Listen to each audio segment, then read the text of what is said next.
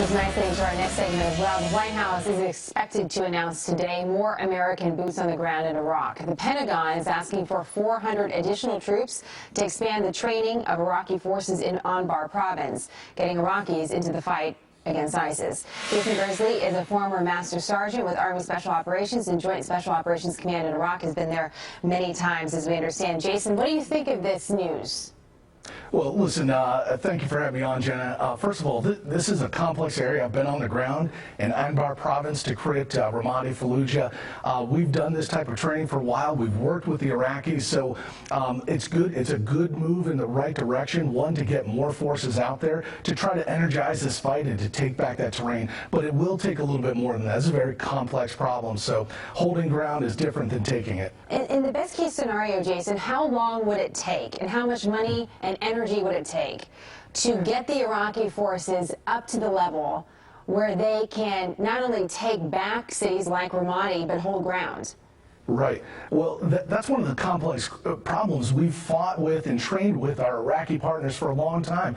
And what we haven't seen yet is a lot of their impetus to stay and hold ground, the conventional forces that come behind the attack of a city or, say, deflating ISIS in this case. So it does take a long time. By the way, you know, that's the high water mark of our training, is when we can get them not just to take ground, but to hold that ground. So it requires a strategy that's long-term focused. And although we've been there, we've been in this area, we need our focus to be a regional stability focus. So if we really think that holding this terrain is important, we need to make sure our strategy sort of matches that. I want to get to that in a moment with you, the broader strategy, but you just said yourself that we've been here doing this, training Iraqis for a long time, and I'm wondering the wisdom of doing it once again, when the end result we've seen over the past several years hasn't been what we'd like. We've seen the Iraqi forces not been able to succeed. So is it worth the time and money and energy and manpower, Jason?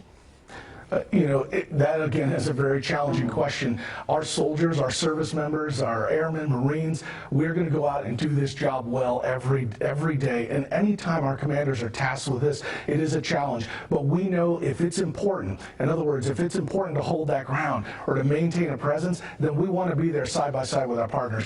Our peers right now are on the battlefield, and they are working right now on plans on how to hold this ground. Where are they going to focus our efforts? Is it worth it? That's a question for politicians. That's a question for, you know, the political establishment or leadership to actually set the tone. Our military commanders will follow, and we will execute with honor every day. This is the greatest country in the world, and we'll do the job if you give us the right time. What about the soldiers that are going, Jason? How vulnerable do you think they are, being put into a situation where they're not necessarily on the offensive, but they're there in Anbar province training Iraqi soldiers who have been unpredictable at best?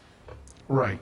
Our military commanders, again, are very smart, so they're going to protect those soldiers to the extent they can. But make no mistakes, this is a dangerous area. Getting our troops into harm's way, it's best to have clear objectives. When we have those clear objectives, our military forces will dominate the battlefield. When those objectives are a little bit ambiguous, in other words, if we're just there kind of training to train, that's a more tenuous position. So what we need to see is not just the initial policy to retake Mosul, to retake Ramadi, but a follow-on strategy. What does it mean to the larger picture? What does it mean to the government of Iraq? So, and as much as we fought, go ahead. Yeah, I just want to stop you there. That you're getting into the broader point, which is about the intention. Catherine Harris just talked a little bit about that when it comes to our foreign policy, and I'm curious your view on that as well, Jason. For the intention, what is it in your mind in Iraq? What should it be?